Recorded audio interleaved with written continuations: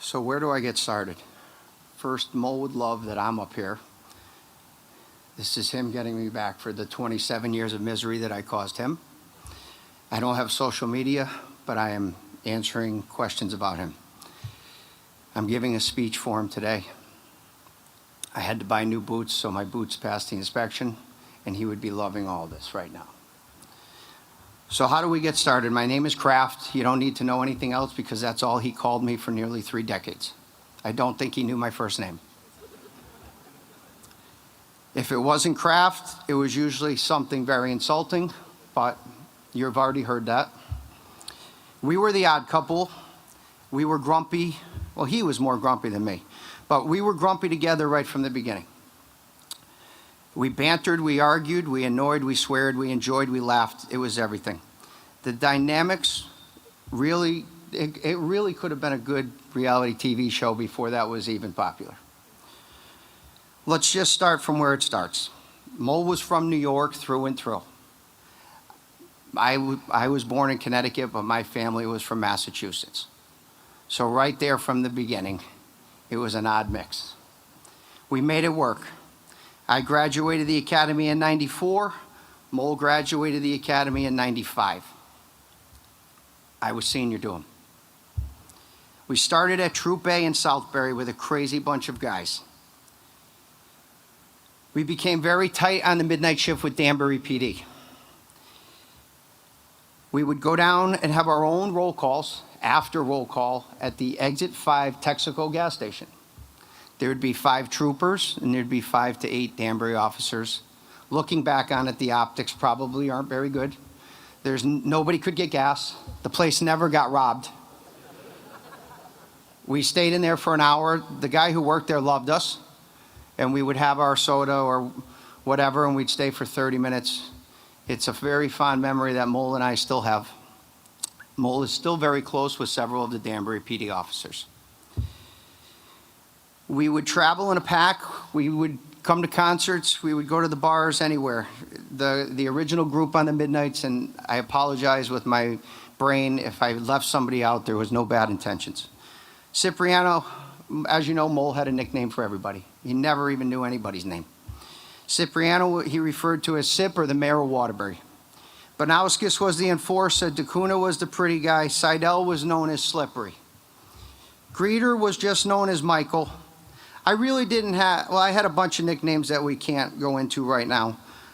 But basically, and his brothers and sisters and parents will know, this is what he used to say to me.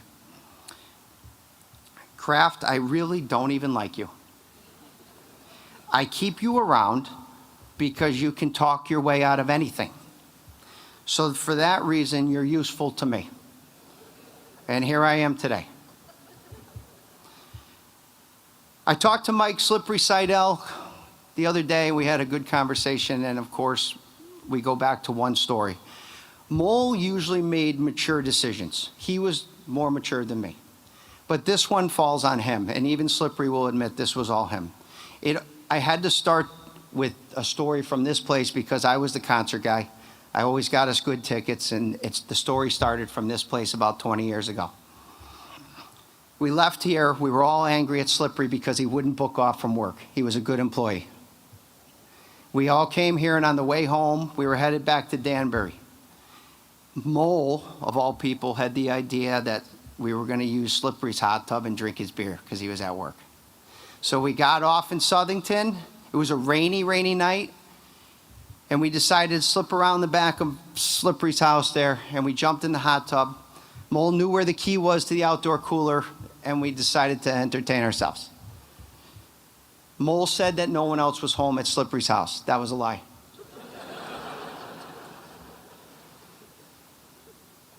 The French door blinds moved. We all jumped out of the hot tub, some with clothes, some putting on clothes, some with shoes, and we sprinted around the side. We had to get out of there. We didn't realize that Slippery had just put in a new lawn, and we all sunk up to our shins. Mohl lost his black Samba sneaker. We left it behind. We jumped in the car. I don't care that Mohl was taller than me. I'm in the front. Collins is driving, I'm in the front, Mohl's in the back, Reeder's in the back, and we're out of there. We got to get out of there before Southington PD catches us. We're going to get suspended here. We get to 84 and we're good. We get on westbound, we're headed up the Woodbury Hill, and then we realize this is not good. Seidel is going like 200 miles an hour eastbound with his lights and siren on. We had to fall on the sword here. So we notified Seidel, like, listen, this was Mohl's idea. Seidel has one of the most charming personalities you will ever meet. He suspended us from his life for like 90 days. No calls, no visitation. He never gave back Mohl's shoe. And these are all true stories, okay? Moving forward, I wanted to put in a couple things that Slippery actually said that really resonated with me the other day. He said Mohl was a legend and he wasn't even trying to be. He was just Mohl. Mohl was a legend. He also said that Mohl was the master of misdirection. Okay? And I was talking to my sister about this. Mohl held his cards close to his vest, obviously. He would tell his best friends one thing, and he had no intentions on doing it. You would never know what Mohl was going to do. Even me, especially me. He never wanted me to know what he was doing. He would never disclose stuff until he had already done it or completed it. He would say one thing, switch to another. He was vintage Mohl. That was Mohl. This is where things get a little crazy. So Mohl bought a house in Danbury, lived by himself. He was a forward-thinking guy, very smart and savvy, and said, well, we're young on the job. I'm going to buy a house, watch the equity grow, and I'll move on and buy another house. He was way ahead of the curve, especially the group we hung out with. Mohl was the smart guy. So Mohl bought a house in Danbury, and I was on evening shift at the time because I was pretty junior, so I used to use one of his driveways as my office. I would back in, and I would answer my calls from the driveway. I called it my office. Well, of course, as you've heard about Mohl's personality, this began to annoy him, which made my day even better. So one day Mohl came to me and he said, Kraft, you're ruining the asphalt in my driveway. If you're going to be here as much as you are, why don't you pay rent? To me, that's an invitation. So the next day, I rented a U-Haul. I got the boys together, packed up my stuff, and we pulled in the circular driveway around the top. You guys all know what I'm talking about. I had Banauskis and DeCuna. They were the strong guys, right? They were moving in the couches. Cipriano and me are just carrying a lamp, right? And we go in. I knew where the key was, so we opened the door. Mohl's upstairs sleeping, by the way. And Banauskis and DeCuna started moving my furniture in. About 10 minutes into this, Mohl opens his bedroom door with complete disgust. You know that face. And he said, Kraft, what the hell are you doing? I said, you told me yesterday, since I'm here so much, to pay rent. So I'm going to pay rent and I'm moving in. Luckily, I had Banauskis. He's the enforcer. And he said, I'm not moving this stuff out. He's here. And this is how it all started. I just wanted you guys to know the human side of Mohl. So he hadn't finished the upstairs over. I asked him what bedroom he wanted me to take. He gave me the baby's room. It was bright blue wallpaper with white clouds. It had a 5-foot bed. So I asked him, I said, well, since you're technically my landlord now, I need a bed. And he said, Kraft, you're only 5 feet tall. And if I buy you a new bed, you're going to stay longer, so you get what you get. And that is true. The reason I bring this up is, while I was there, I saw an amazing Mohl family. Amazing parents, amazing brothers and sisters, amazing get-togethers, barbecues, birthday celebrations, just an amazing family. I have to say this. I remember coming down one day after waking up and Mohl had just gotten off the phone with his mom. And his mom had invited me to the barbecue in New York. And he said to me, he was totally disgusted, by the way. He said, Mama Mohl invited you to the barbecue in New York. I said, oh, that's fantastic. He said, not really. He said, I can't get rid of you. I always got invited to the events in New York. It's a memory I will always have. So after a year, I wanted to grow up, and it was time for me to move out. So I wanted to give Mohl something just from me. I thought about it. So he was so happy the day I was packing up. And I was happy too, because he didn't know what I was going to do. I bought him a cat. It cost me about $200. It's the best thing I ever bought. I've wasted a lot of money. This was not a waste. So this $200 cat for me was, Susan, you know I'm right on this, okay? This cat lived 17 years. This cat ate string, needed emergency surgery, broke a hip. I'm going to put on the low side. This cat cost him $25,000. This is one of my greatest achievements. We're going to quickly go over this section, and you'll know why. The sergeant's test. It's going to be very quick. He's smarter than me, scored higher than me, got promoted faster than me. He's senior to me. Let's move on. 19 years I've heard from him that he's smarter, he's senior, and we don't need to talk about it anymore. As you have heard, Mohl had some real quirky ways with him. He used to send me text messages that you couldn't read. He used to send me facts about stuff I really didn't want to know about. Here's a few facts about Mohl, just because I thought it was very fitting. Mohl had the Money Channel on in his house 24 hours a day, whether he was there or not. You weren't allowed to change the channel. So when I was leaving, I'd put the Cartoon Network on, I'd hide the remote in some piece of furniture and leave. We already know about Costco. We don't need to talk about it. But I had to live it. I lived it. He would show up with 14 pounds of cherry tomatoes.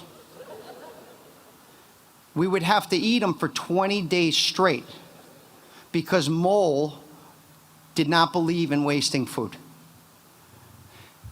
Mohl was a prepper before it was even cool because his freezer from top to bottom was so organized, it's ridiculous, and it had everything. You couldn't fit anything in it. 2 fridges, 2 freezers. Like he had his own TV show before we even could do it. He ate bacon every day for 25 years straight. That's odd.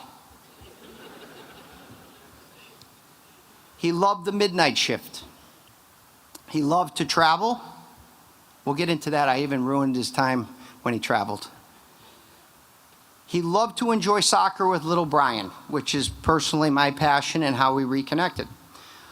Mohl would work all night. He'd work extra duty job all day. He'd get home. He'd change. He'd go out in the yard. Little Brian would be shooting on him for hours on end. He would do it every day. It was like his little sanctuary of peace. He loved it. Okay? He had fantastic parties and get-togethers. Everybody was invited. There was no invitations. If you wanted to come, everybody was invited. I feel sorry for Costco. I really do. Mohl's famous quote, if he liked you, it was this simple: he's a good dude. That was like the ultimate compliment. He wouldn't give you any more or less. You were just a good dude. Susan, I love you, but this one I got to talk to you about. Mohl's cooler. Susan packed Mohl a cooler every single day for work. The cooler had 35 snacks in it. It didn't matter if it was a 4-hour job or a 10-hour job. Mohl's object was to get through the entire cooler. Is this true? Okay. He would only offer me the organic chocolate milk because it tasted like dirt. That's the only thing he would offer me out of the whole entire cooler. Secondly, an overtime job would go like this. If the job started at 2,000 hours, he would show up at 19:59:59. Every job. And then he would tell the companies that are waiting, what's the rush? Or he had a famous hand movement when he had enough of everybody. It was just the condescending hand movement. Kraft, you're driving me crazy. Back to the cooler, an overtime job would go like this. Hey, Kraft, can you escort the truck while I finish up this fantastic cheese that Susan packed? I'd love to finish my boar's head sandwich. Could you just bump the pattern out? And the list went on and on. But I just wanted to say that he truly loved your cooler. He talked about it every day. He had to show you the snacks that were in it. He never did a damn thing on an overtime job because he was eating from your cooler for the whole entire shift. When I would complain to him, I have to say now, even though I don't want to admit it, he would just say one line: I'm senior. The real Mohl. I just wanted to say a couple things that are, you've already heard different parts and pieces, but Mohl helped so many troopers who needed a place to stay. There's 5 people here today that lived with him at some point. He never spread your business. He just wanted to help you out. Mohl was a quiet, humble, extremely smart, sarcastic, witty.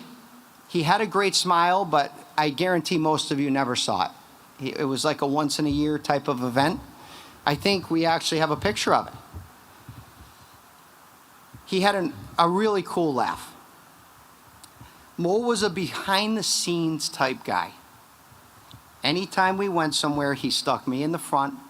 He would go right to the back, and he would just kind of just stand in the back of the bar or the restaurant or wherever and just observe the whole thing. Mohl always had your back. Mohl was generous. There's people in here he financially helped that he would never spread your business. Mohl had 2 special, very close friendships, Vinny and Bimbo and Gary Williams. Vinny was my classmate. Gary was Mohl's classmate. 2 of the most honest and caring people that I've ever crossed paths with. They were 2 of his best buds. Gary, here's a true story for you. When I used to talk to Mohl many a times, and Susan heard this conversation just recently, he would say, Kraft, I'm sick of your shit. I'm calling Gary. I need to have a conversation with an adult. It's a fact. When I was talking with George the other day, we were just trying to get through a conversation. He reminded me of a story that brought a smile and a laugh to his face. I had to insert it because it is a classic. And it will bring around just how crazy this kid was. But when you would see him here, you wouldn't know what you really had. So when I was living with him, there was one thing that was offline. His refrigerator, as you guys all remember, it's impeccable. It's like a museum piece. His top shelf was his beers, as you guys described. They're lined up in an order, every flavor, all the way across. Visitors, especially Seidel, me, Banauskis, the group, the beers were off limits. Slippery was the biggest offender. He would rifle through those beers. He'd leave the empties, we'd put the caps back on, and we'd put the empties to the back. That's what we did. Slippery, you know this is true. So finally, Mohl had enough. He even talked to George about it. He goes, these guys are taking advantage of me. They're drinking my beer. That's all he cared about. Not that we moved in, not that we did all this other shenanigans. He cared about his beer. So Mohl decided that he was going to get us. He set this high-powered mousetrap in the top shelf of the fridge so that when the first person would put their hand around the beer, your finger would get smashed by the mousetrap, and it would teach us all a lesson. George, is this true? Okay. He forgot I'm the shortest guy in the group. I'm looking up at the top shelf of the fridge, so I spotted this right away. He's not going to get me. So I took the mousetrap when he was sleeping, and I put it in the deli drawer because Mohl started his day without talking to anybody. He had to start with a boar's head sandwich. So I set it up strategically so that as soon as he dug in to get the meats, he got the trap. Sure enough, the next day I heard him come down the stairs. I heard the fridge door open. I heard the deli drawer squeak. I just heard And I heard a lot of bad words. But I won. Mohl loves his family, his entire family, his love for Susan, his love for his stepchildren, Samantha and Peter, and his son, Brian, his entire family. It truly warmed his heart. His best friend was little Brian. Him playing soccer, he was your biggest fan. He loved it. He loved to travel. Mohl was very good to my mother and my kids.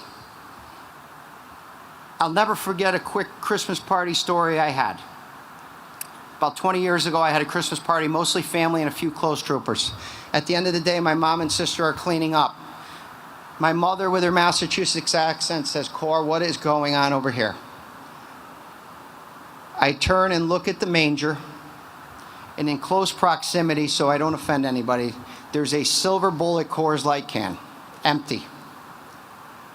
Mohl was a suspect right away. To this day, my mother defends him. Mohl would never do that.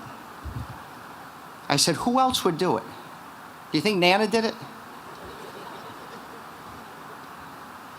To this day, she still will defend Mohl that I just can't see Mohl doing that. Mohl was an amazing sergeant, trusted, dependable, generous. He sent personal cards to people on their birthdays and at holidays. He was loved by everyone. There's sergeants on this job that have recently gotten promoted that wanted to become a sergeant because of him. His legacy will live on because of those new sergeants that are now on the job. Just last year, I got a story from someone in management about 7 o'clock in the morning. Kraft, did you talk to your boy today? Not yet. What do you do now? He was kind of laughing but kind of serious, so I'm like, what's going on? He said, Kraft, your boy Mohl had a little run-in with a bail bondsman and a prisoner at Troop L. The bail bondsman was a little bit chippy in the lobby, so Mohl left him in the lobby for 5 hours with the prisoner. I need you to call him. I said, I'll call him. So I call him up, and in typical Mohl fashion, Mohl, anything happened at your shift last night? No, nothing. And you have any type of problems? Nope. What's going on? Nothing. Why are you calling me? I said, Mohl, I got a call from a manager, man, and I got to talk to you. I said, did you ever run in with the bail bondsman last night? Oh, yeah, I talked with him. You sure did. I said, well, they said that you left him in the lobby for 5 hours with a prisoner. He says, well, that's partly true and partly false.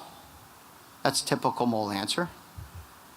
He said, yes, I had a run-in. He was disrespectful to the desk trooper. The desk trooper came in, and he said, this guy's kind of being an ass out in the lobby trying to dictate how we're going to do things. So Mohl says, that part is true. The part about the 5 hours is false. Kraft, I left him in the lobby for 6 hours. And that's Mohl. Every game, every state, every trip, Mohl and Susan, you were an amazing team. Together with your son, you were always inviting in whatever state I showed up at with my daughter. You always had a little gift in hand for Callie.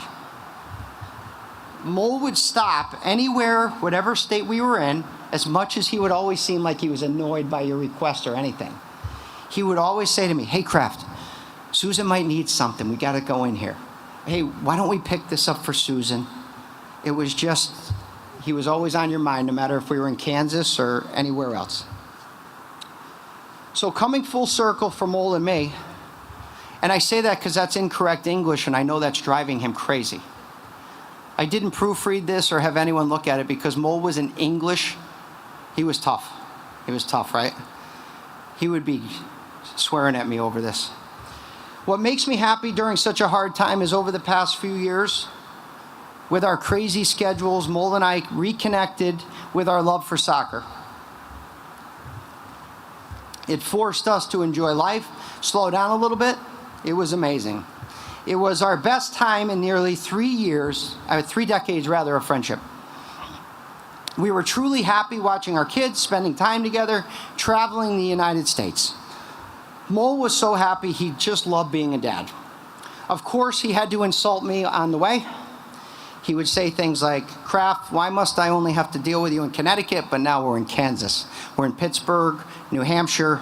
You're ruining my life 30 years in. Major Pendleton called us when we were in Pittsburgh. Mohl was driving. He wished our kids the best of luck. He then said, are you guys going to be okay together for 4 days together? Am I going to get any phone calls over the next couple days? Mohl actually thought before he answered.